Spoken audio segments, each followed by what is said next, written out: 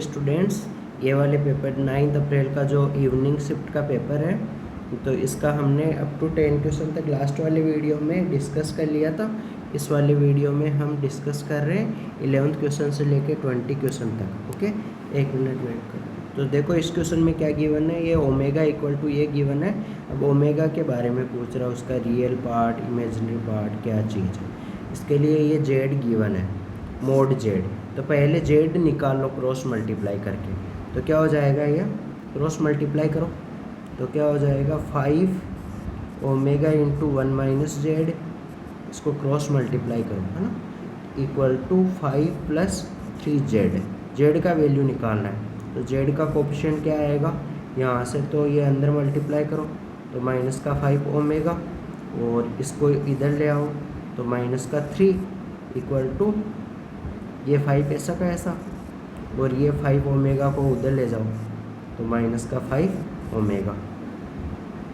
तो ये Z equal to कितना आ गया, ये आ गया 5 ओमेगा माइनस 5, माइनस कॉमन ले लो, इसको इधर को नीचे डिवाइड कर दो तो माइनस कॉमन लेके माइनस से माइनस कैंसिल कर दो तो 3 प्लस 5 ओमेगा। अब क्या गिवन है हमको, मोड जेड, इधर मोड लिया इधर मोड लिया। मोड जेड क्या है, 1 से छोटा, तो ये लेफ्ट हैंड साइड 1 से छोटा है तो राइट हैंड साइड भी क्या होगा 1 से छोटा होगा। तो ये वाला चीज़ हो गया। अब इसको सिंप्लीफाई करना है तुमको, तो सिंप्लीफाई करो, ऊपर नीचे 5 से डिवाइड कर दो ताकि ये थोड़ा आसान बन जाए क्वेश्चन। ऊपर भी 5 से डिवाइड किया और नीचे भी 5 से डिवाइड किया, तो ये क्या आया मोड ओमेगा माइनस 1, और नीचे क्या आया मोड अलग अलग ले सकते हैं 3/5 प्लस ओमेगा, ये लेस देन 1। इसको इधर ले जाओ तो ये क्या बन जाएगा हमारा, फिर ओमेगा की जगह क्या पुट कर दो, x plus iota Y put कर दो। तो ये ऊपर तो क्या बन जाएगा, ऊपर बन जाएगा mod x minus 1 plus iota Y, फिर इसको क्रॉस मल्टीप्लाई कर लो तो ये लेस देन, ये बन जाएगा मोड x प्लस 3/5 और प्लस का आयोटा वाई। अब मोड को कैसे खोलते हैं, मोड कोई भी नंबर का मोड क्या होता है, रूट ऑफ रियल पार्ट का स्क्वायर। तो रियल पार्ट क्या है, x माइनस 1 का स्क्वायर प्लस इमेजिनरी पार्ट का स्क्वायर। इमेजिनरी पार्ट क्या है, आयोटा के साथ में, तो y का स्क्वायर लेस देन, ये इधर क्या होगा रूट, ये होगा x प्लस 3/5 का square plus imaginary part y का स्क्वायर। अब इसको एक बार मैं ऊपर से रब कर रहा हूँ। ओके, तो इसको दोनों तरफ होल स्क्वायर करो, तो और फिर ओपन करो उसको, तो दोनों तरफ होल स्क्वायर किया तो क्या बना, ये एक तो आया लेफ्ट हैंड साइड में क्या आया, यह आया एक तो X square plus Y square minus का 2x प्लस 1 आया लेफ्ट हैंड साइड।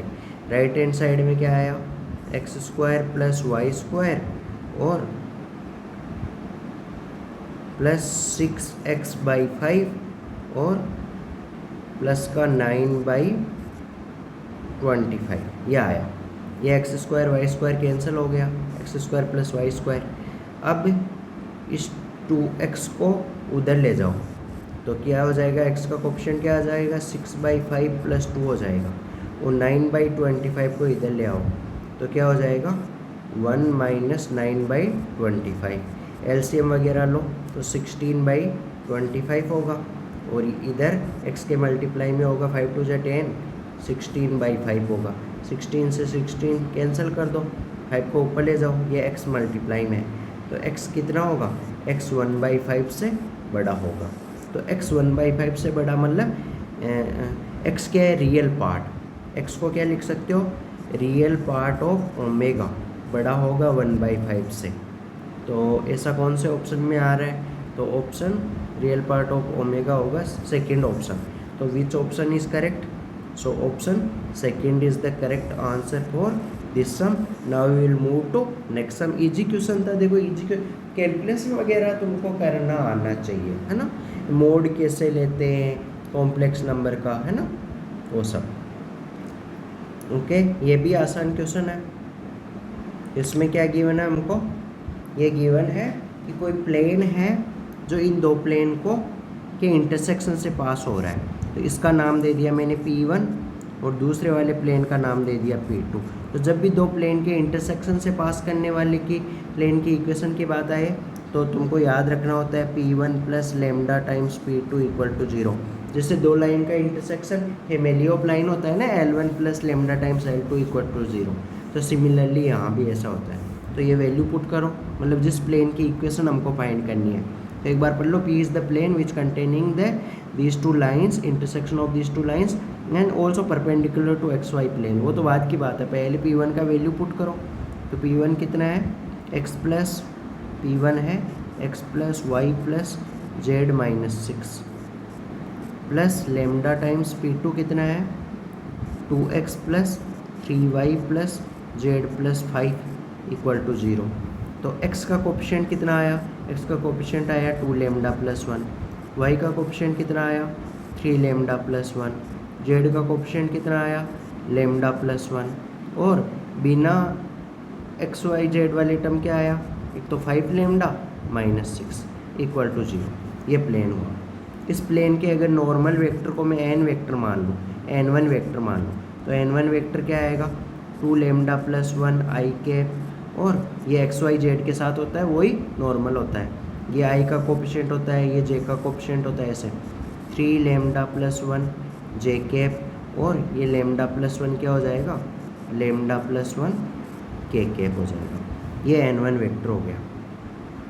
अब तुमको क्या गिवन है कि ये वाला प्लेन, ये जो हमारा ये प्लेन आया है ना, ये वाला प्लेन किसके परपेंडिकुलर है, एक्स वाई प्लेन के। तो मान लो ये वाला एक्स वाई प्लेन है, इस प्लेन का नाम मैं दे रहा हूँ एक्स वाई प्लेन है, और वो वाला प्लेन जो ऊपर आया है, ये वाला प्लेन है हमारा P3 प्लेन, जो P1 प्लस ये वाला क्या प्लेन है P1 plus lambda times P2 P3 plane है। तो P3 प्लेन हमको क्वेश्चन में गिवन है कि P3 plane x y plane के परपेंडिकुलर है, तो ऐसे परपेंडिकुलर है ना। तो मैं क्या बात करूँ, जो एक्स वाई प्लेन का नॉर्मल इधर होगा, एक्स वाई प्लेन का नॉर्मल मान लो n2 है ना, n2 वेक्टर, और ये वाला P3 प्लेन है, तो P3 प्लेन का नॉर्मल होगा इधर।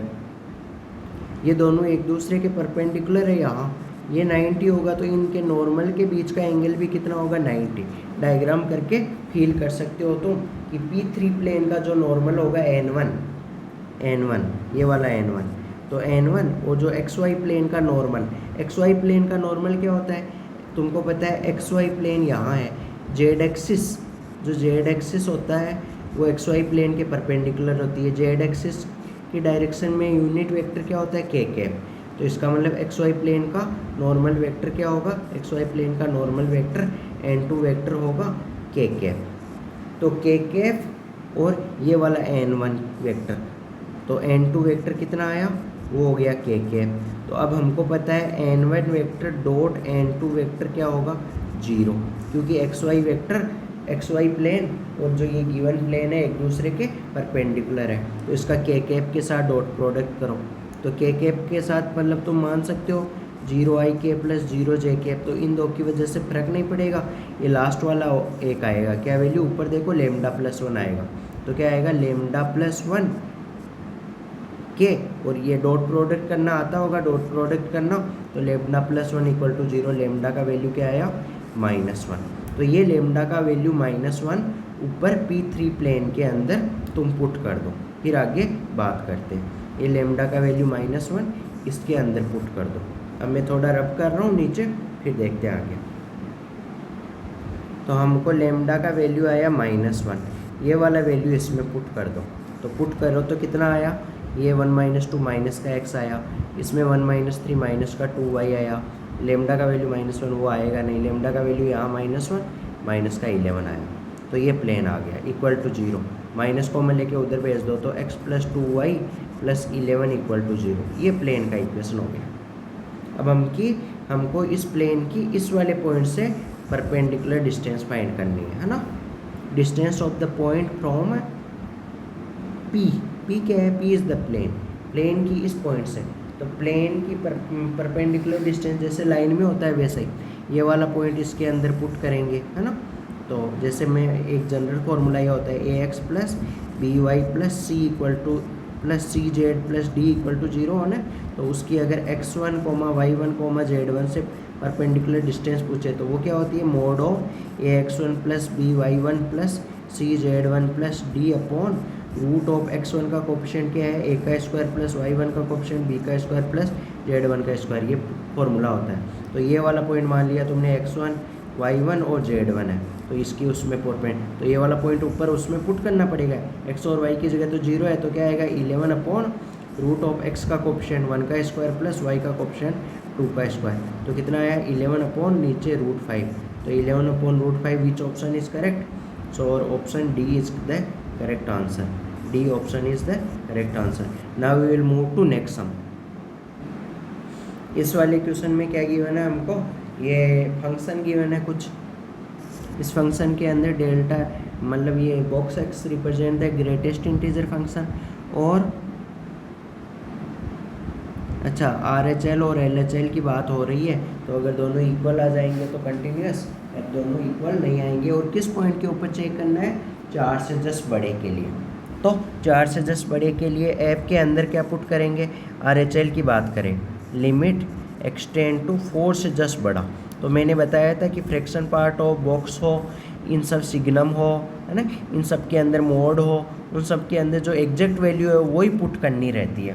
तो 4 से जस्ट बड़ा का मतलब जैसे 4.01 पुट करोगे, तो फंक्शन क्या है, फंक्शन है हमारा box x plus minus box x by 4, तो इसके अंदर 4 से जस्ट बड़ा RHL फाइंड कर रहे हैं हम, तो यहाँ क्या होगा 4 से जस्ट बड़ा, तो 4 से जस्ट बड़ा जैसे पुट करोगे 4.01 माइनस यहाँ ऊपर भी 4.01 अपॉन 4, 4.01 का क्या आएगा 4 माइनस 4, ये कितना आएगा, ये आएगा 1.001 आएगा समथिंग, है ना, तो ये इसका मतलब 4 माइनस 1 कितना आया 3, तो RHL कितना आ गया 3।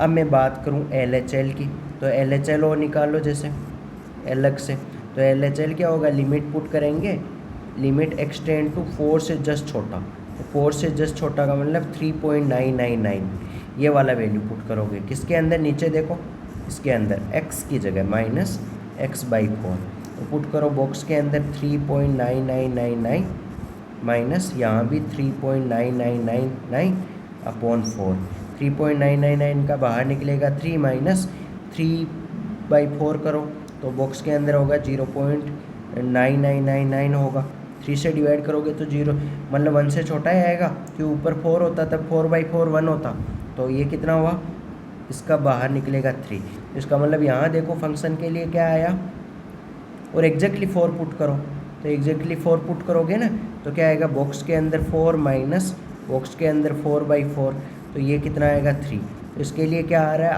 RHL equal to LHL equal to f(4), क्या आया f(4) से जस्ट बड़ा इक्वल टू f(4) से जस्ट छोटा इक्वल टू f(4), इसका मतलब फंक्शन क्या हुआ, कंटिन्यूस। सो 13 नंबर क्वेश्चन में which option is correct, so 13 number question में सेकेंड ऑप्शन इज द और करेक्ट आंसर, सेकेंड वाला आंसर हो जाएगा। Now we will move to next sum. तो इस क्वेश्चन में क्या पूछा है, कॉमन टेंजेंट की बात हो रही है, दो सर्कल का इक्वेशन गिवन है, कॉमन टेंजेंट का इक्वेशन फाइंड करना है हमको, है ना। तो पहले तो देखो कि कितनी टेंजेंट ड्रॉ की जा सकती है, वो वाली कंडीशन लगानी पड़ेगी। तो दो सर्कल से रिलेटेड क्या करते थे, दोनों के पहले सेंटर और रेडियस फाइंड करो, तो यहाँ पहले का सेंटर कितना आया -3, -4, और रेडियस कितना आया 3 का स्क्वायर 4 का स्क्वायर एंड माइनस का 20, तो प्लस का 24 हो जाएगा। तो ये R1 का वैल्यू आ गया, ये अंदर बचेगा 7 आ गया R1 का वैल्यू। और ऐसे ही दूसरा सर्कल है x² + y² = 4, तो उसके लिए C2 सेंटर आ गया 0,0 और रेडियस क्या आ गया R2 कितना आ गया 2 आ गया। अब मैं बात करूं C1 C2, इसका मतलब C1 और C2 दो पॉइंट है, ये C1 सेंटर हुआ, दूसरा सेंटर C2 हुआ, उन दोनों के बीच के डिस्टेंस को रिप्रेजेंट कर रहा है C1 C2। तो ये एक तो 0,0 है, एक -3,4 है, तो डिस्टेंस फार्मूला लगा के फाइंड करो, 3 - 0 का होल स्क्वायर प्लस 4 - 0 का होल स्क्वायर, तो कितना आएगा 5 आ जाएगा ये। और अगर तुम बात करो R1 - R2 की, तो वो कितना आएगा 7 - 2, 5 आ गया।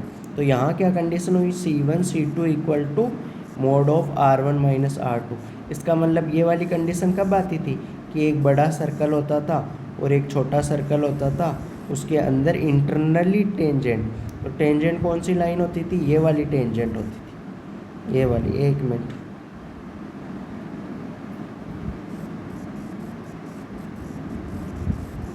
ये वाली लाइन टेंजेंट होती, और ये छोटा सर्कल, छोटा वाला कौन सा होगा, जिसकी छोटी रेडियस होगी, तो छोटी रेडियस कितना है, 2 है, तो ये छोटा वाला x square plus Y square और बड़ा वाला ये हुआ। इस टेंजेंट का इक्वेशन वगैरह कैसे फाइंड करोगे, तो तुमको पता है क्या कंडीशन मालूम है, दो सर्कल से रिलेटेड एक S1 हुआ, एक का इक्वेशन S1 इक्वल टू 0 हुआ और दूसरे का इक्वेशन S2 इक्वल टू 0 हुआ, तो उनके अगर मैं बात करूं उनके कॉमन कोड, कॉमन क्या बात करूं, कॉमन कोड की इक्वेशन, तो कॉमन कोड की इक्वेशन कैसे निकालते हैं, एस कॉमन कोड के लिए इक्वेशन होती है S1 minus S2 equal to 0। तो यही तो इसी का केस है कि अगर मान लो इस एक सर्कल को दूसरी तरफ थोड़ा ज़्यादा खींचा तो कैसा बनेगा डायग्राम, एक ऐसा दूसरा ऐसा, तो उस केस में ये वाली जो कॉमन कोड है वो कॉमन टेंजेंट बन जाएगी।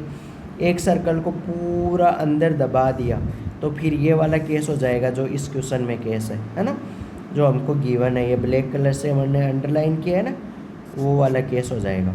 तो ये वाला हो गया, तो इसका मतलब कॉमन कोड की या कॉमन टेंजेंट की इक्वेशन कैसे आएगी, वो S1 minus S2 equal to 0 करोगे, तो बड़े वाले में से छोटा वाला घटा दो, ये कैसे घटा दो, क्योंकि माइनस को उधर 0 की तरफ भेज सकते हो। तो कॉमन कोड की इक्वेशन कैसे आई, कॉमन कोड की इक्वेशन आ जाएगी S1 minus S2 equal to 0, ये कॉमन कोड की भी होती है और कॉमन टेंजेंट की भी होती है, जब दो सर्कल एक दूसरे को टच करते हैं, कॉमन टेंजेंट ऑल्सो। तो ये वाला केस हो गया। तो S1 कितना है, कोई भी एक सर्कल लो, x square plus Y square plus 6x plus 8y minus 24 minus उसमें से घटाना है दूसरा वाला circle, x square plus Y square minus का 4, घटाओ इक्वल टू 0 है, तो घटाओ और ये लिखो इसको दोबारा से, x square Y square cancel होके कट गया, तो कितना आया, ये आया 6x प्लस 8y और ये आया माइनस का 20 इक्वल टू 0। तो दो कॉमन ले लो, 3x प्लस 4y माइनस का 10 इक्वल टू 0, तो ये वाली टेंजेंट आई। अब इस टेंजेंट के ऊपर कौन सा वाला पॉइंट सेटिस्फाई कर रहा है इसको सेटिस्फाई एक बार चेक करो, फोर्थ ऑप्शन, तो फोर्थ ऑप्शन में 6, वैसे एक एक ऑप्शन मैनुअली चेक करना पड़ेगा लेकिन हमारे पास टाइम की लिमिट है, तो 4 पुट करो, 6 into 3 into 6 plus 4 into -2 minus का 10, तो ये 18 और ये 8, ये माइनस का 10, सही है। सो विच ऑप्शन करेक्ट हुआ, फोर्थ ऑप्शन इज द और रिक्वायर्ड आंसर। तो तुमको एक एक अलग अलग ऑप्शन चेक करना पड़ेगा। Now we will move to next sum. इस वाले क्वेश्चन में क्या किया है, डोमेन ऑफ दिस फंक्शन, तो डोमेन फाइंड करना है तुमको। तो डोमेन फाइंड करने के लिए एक तो नीचे वाला पोर्शन 0 नहीं होना चाहिए, तो 4 minus x square not equal to 0, तो इसका मतलब x not equal to -2 and +2। एक तो दो चीज़ ये हुआ। एक लॉग के अंदर वाला पार्ट ग्रेटर देन 0 होना चाहिए, x³ minus x greater than 0, क्योंकि 0 हुआ तो log 0 क्या बन जाएगा, -∞ बन जाएगा। x कॉमन लो, x minus 1 into x plus 1 greater than 0। Number line पे रिप्रेजेंट करो 1 0 -1, ये कैसे आया, इनको अलग अलग 0 के इक्वल करोगे, x equal to 0, x minus 1 को 0 के इक्वल करो, तो x माइनस 1 इक्वल टू 0 वहाँ से 1 आएगा। एक x प्लस 1 को 0 के इक्वल करो, x प्लस 1 इक्वल टू 0, तो वहाँ से x इक्वल टू -1 आएगा। ये 3 पॉइंट आएंगे। फिर क्या करोगे, अल्टरनेट प्लस माइनस, ये नंबर लाइन वगैरह तुमको आ रहा होगा, ये मैं मान के चल रहा हूँ, तो अल्टरनेट प्लस माइनस वगैरह लिया, तो हमको क्या चाहिए, ग्रेटर देन वाला केस है इसलिए प्लस वाला रीजन, तो 1 से तो बड़ा, वो तो एक तो क्या आया 1 से बड़ा, लेकिन एक चीज़ है 2 नहीं हो सकता, तो 1 से लेके 2 तक यूनियन 2 से बड़ा इनफाइनाइट तक, एक तो ये चीज़ हो गया। और प्लस वाला कहाँ है, -1 से 0 के बीच में है, तो -1 से 0 के बीच में है। और प्लस वाला कहाँ है, और तो प्लस वाला है नहीं, तो और प्लस वाला एक -2 नहीं हो सकता, तो -2 तो वैसे भी नहीं है। तो ये देखो कौन से ऑप्शन में ऐसा आंसर है। तो 15 नंबर क्वेश्चन में ऑप्शन सेकंड वाला चेक करो, -1 से 0, 1 से 2, 2 से इनफाइनाइट। सो और रिक्वायर्ड आंसर इज व्हाट? और required answer is second option is the required answer, correct. Now we will move to next sum. अब देखो इस क्वेश्चन में तुम देख सकते हो, मैं बात करूं कि कैसे ये डोमेन वगैरह के लिए क्या कंडीशनें होती है। अगर कंडीशनें वगैरह तुम्हारा क्लियर नहीं है तो तुम जहाँ भी पढ़ रहे हो वहाँ का क्लास नोट्स वगैरह रिवाइज करो, या मेरे से पढ़ना है तो तुम कमेंट वगैरह में मेरे नंबर के लिए पूछ सकते हो, और तुमको मिनिमम रेट में लाइव क्लास वगैरह प्रोवाइड कर दी जाएगी। पूरा theoretical portion minimum 4 to 5 month में अच्छे से, 3 to 4 मंथ में अच्छे से रिवाइज करवा दिया जाएगा, ताकि तुम्हारे जेईई मेन में इवन आउट ऑफ 120 100 तक मार्क्स आ जाए, और अगर 100 की बात है तो 100 में से 80 तक मार्क्स आ जाए अच्छे से, ताकि तुमको जेईई में अच्छे से अच्छा रैंक मिले और अच्छे से अच्छा कॉलेज वगैरह मिल सके। Okay, now we will move to next some.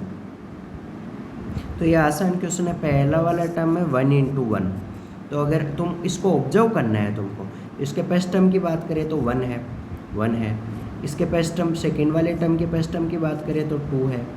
Third वाले की बात करें तो यहाँ 3 है, और फोर्थ वाले टर्म की बात करें तो यहाँ 4 है। तो ये तो लगातार ही है, ये तो लगातार ही है, मतलब हमारे 2 बॉक्स होंगे यहाँ। फर्स्ट वाले बॉक्स में क्या आएगा? फर्स्ट वाला टर्म। तो पहले में क्या था? यहाँ फर्स्ट पोजीशन पे 1 था, दूसरे वाले में फर्स्ट पोजीशन पे 2 था, थर्ड वाले में 3rd था। तो इसका मतलब 11th पोजीशन पे यहाँ क्या आएगा? यहाँ क्या आएगा? 11 आएगा। अब मैं बात करूँ दूसरी जगह की, तो दूसरी पोजीशन पे पहली पोजीशन में क्या है? 1 है, और दूसरे वाले टर्म 2 × 3 में सेकेंड पोजीशन पे क्या है?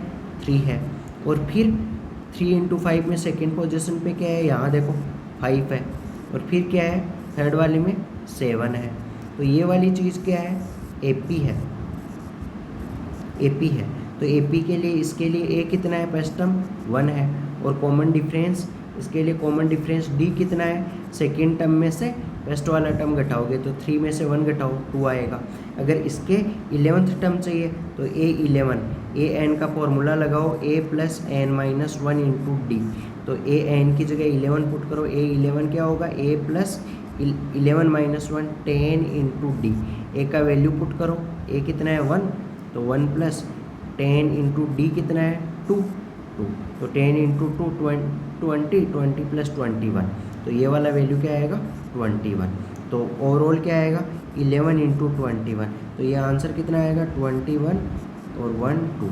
तो मल्टीप्लाई कर दो 11 को 21 से, तो ये आंसर हो जाएगा 132, 231।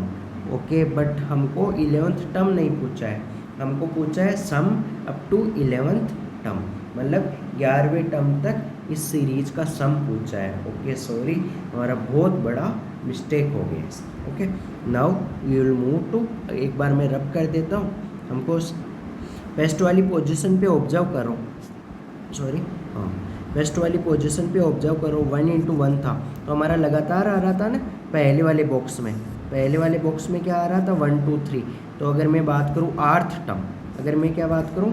आर्थ टर्म की बात करूँ, तो यहाँ क्या आएगा? R, क्योंकि फर्स्ट पोजीशन में R का वैल्यू 1 है तब 1 आ रहा है, R का वैल्यू 2 है तब 2 आ रहा है, R का वैल्यू 3 है तब 3 आ रहा है, 4 है तब 4 आ रहा है, लगातार आ रहा है।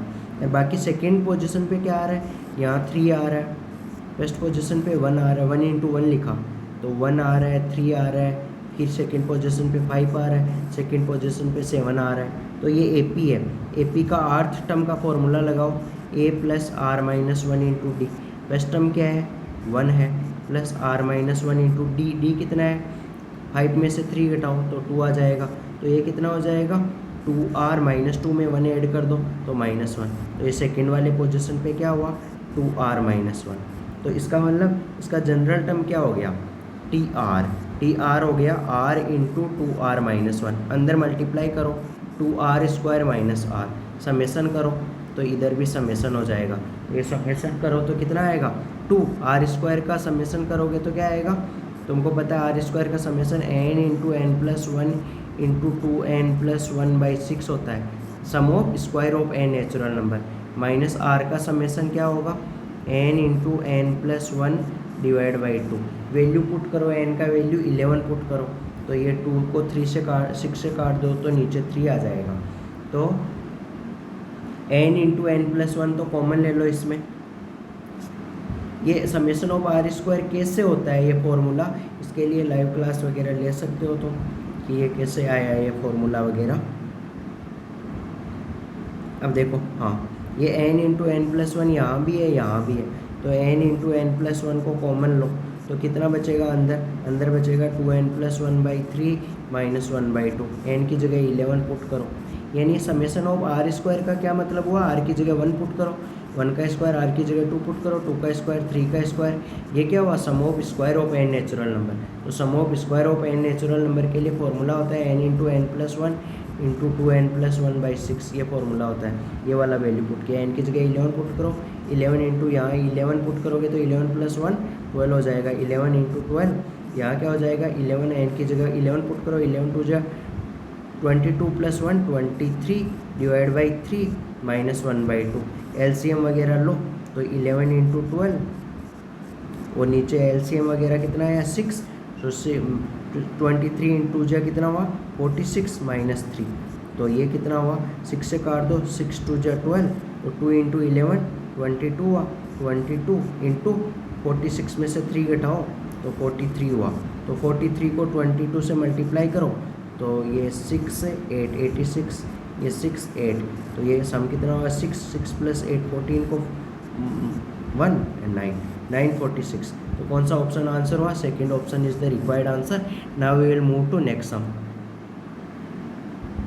इस वाले क्या क्वेश्चन में क्या गिवन है, ये पैराबोला का इक्वेशन गिवन है, उसको किसी पॉइंट ये 1,2 है, 1,2 के ऊपर कोई सर्कल टच कर रहा है इस पैराबोला, ओके, ऐसा गिवन है।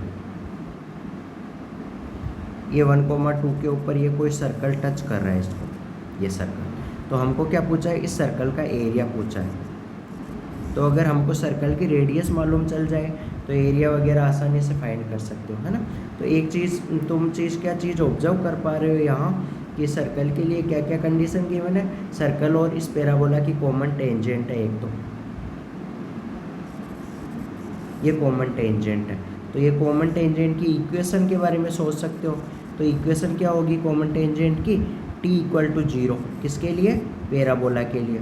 तो ये कैसे लगाते हैं वो रिवाइज करना कंसेप्ट। तो y इंटू y1 कितना है, ये y1 का वैल्यू है, x1 का वैल्यू ये है, तो क्या होता है t = 0, y इंटू y1 हो गया 2 = 4x plus x1/2, x plus x1 कितना है 1 डिवाइड बाई 2, तो ये आ गया 2 से 2 कैंसिल हो गया और ये क्या हो गया y = x प्लस 1, तो ये हो गई इस कॉमन टेंजेंट की इक्वेशन। अब हमको सर्कल के बारे में सोचना है कि ये सर्कल है, तो सर्कल के ऊपर एक तो पॉइंट ये लाई कर रहा है x1, y1 और ये टेंजेंट मालूम है, तो उस केस में सर्कल का इक्वेशन क्या होगा तुमको पता है, स्टैंडर्ड फॉर्म होता है x माइनस x1 का square plus y minus y1 का स्क्वायर प्लस लेमडा टाइम्स ये वाली टेंजेंट, यानी टेंजेंट की इक्वेशन = 0, ये सर्कल का इक्वेशन होता है। यहाँ x1 और y1 क्या होगा, टचिंग पॉइंट होगा, और लेमडा इंटू टेंजेंट क्या होगा, ये यहाँ टेंजेंट की इक्वेशन आएगी = 0। लेमडा का वैल्यू फाइंड करेंगे अनदर कंडीशन से, तो ये वैल्यू पुट करो इसके अंदर कि ताकि रब करें हम, तो वैल्यू पुट करो तो ये बनेगा x माइनस x1 कितना है 1 का स्क्वायर प्लस y माइनस 2 का square plus lambda times tangent की इक्वेशन क्या होगी, y को उधर ले जाओ तो x माइनस वाई प्लस 1 = 0। अब इसके अंदर लेमडा का वैल्यू फाइंड करना है। लेमडा का वैल्यू फाइंड करने के लिए अनदर कंडीशन गिवन है कि your circle is touching x axis, तो एक्स एक्सिस पे टच कर रहा है सर्कल, इसका मतलब सर्कल एक्स एक्सिस को टच कर रहा है, तो इसका मतलब क्या है कि एक्स एक्सिस के ऊपर y कोऑर्डिनेट 0 होता है, तो इसमें एक तो y = 0 पुट कर देंगे, और ये वाला सर्कल ऐसा होगा जैसे ये एक्स एक्सिस होगी और ये सर्कल एक्स एक्सिस को टच कर रहा है, ये एक्स एक्सिस है, तो इसका मतलब ये वाले पॉइंट टचिंग वाले पॉइंट पर x1 = x2 होगा, यानी सेम रूट।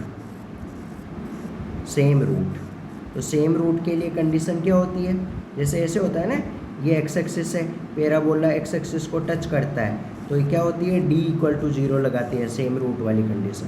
तो वो वाली कंडीशन यहाँ है। क्यों? क्योंकि अगर एक्स एक्सिस को सर्कल कट करता तो यहाँ पॉइंट x1 होता, ये वाला पॉइंट x2 होता। उस केस में तो d ग्रेटर देन 0 होती कंडीशन, ऊपर देखो। और लेकिन यहाँ एक्स एक्सिस को टच कर रहे हैं एक पॉइंट पे, तो x1 equal to x1 same root हो गया, तो d इक्वल टू कंडीशन क्या होगी, d इक्वल टू 0 वाली कंडीशन होगी। तो एक तो इसमें y की जगह 0 पुट करेंगे, फिर x में जो क्वाड्रेटिक बनेगी उसका d इक्वल टू 0 लगाएंगे। अब मैं रब कर रहा हूँ, फिर आगे देखेंगे।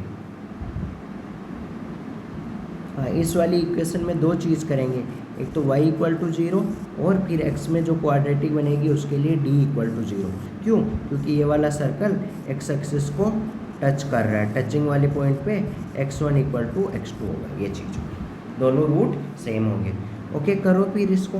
तो y की जगह 0 पुट करो, तो y की जगह 0 पुट करोगे तो क्या क्या आएगा, यहाँ y की जगह 0, यहाँ y की जगह 0, तो क्या आएगा, x माइनस 1 का होल स्क्वायर प्लस माइनस 2 का स्क्वायर 4 हो जाएगा, प्लस y की जगह 0, तो लेमडा x प्लस 1 हो जाएगा इक्वल टू 0।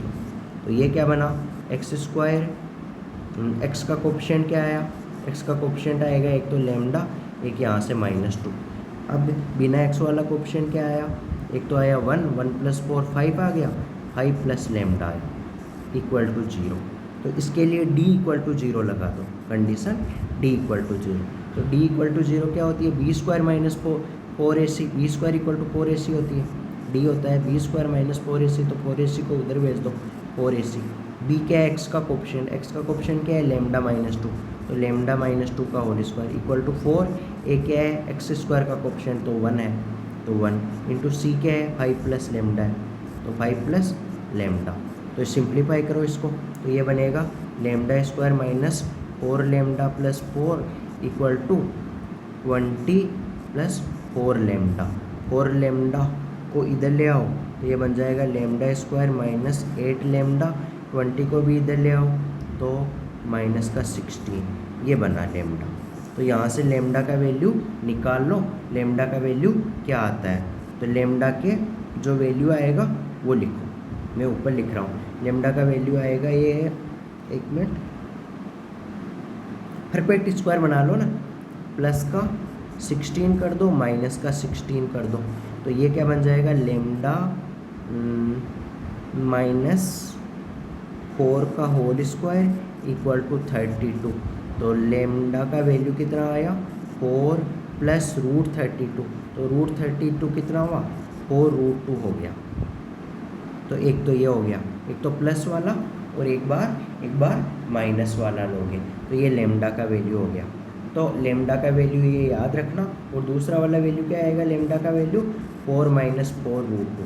कौन सा वाला लेना है, स्मॉलर गिवन है तो उसके अनुसार, लेकिन लेमडा हाँ नेगेटिव वाला ले लोगे। ओके, नाउ मैं रब कर रहा हूँ, फिर हम इसको देखेंगे, रेडियस वगैरह निकालेंगे इसकी, ये नीचे वाली इक्वेशन में। अब तो इजी है, लेमडा का वैल्यू यहाँ पुट कर दो, वहाँ से इसका रेडियस आ जाएगा, और फिर सर्कल का एरिया क्या होता है, सर्कल का एरिया होता है πr²। तो यहाँ से फिर इसका ये वाला लेमडा का वैल्यू इक्वेशन में पुट करो, फिर उसकी रेडियस निकालो, रेडियस का इस फॉर्मूले में पुट करो, तो वहाँ से इस क्वेश्चन का आंसर आ जाएगा। थोड़ा लेंथी है तो इसलिए मैं तुमको करने के लिए ये छोड़ दे रहा हूँ। 17 नंबर सम में तुम्हारा इसका आंसर आएगा 3rd ऑप्शन, तुम अपने से कर लेना। Now we will move to next some.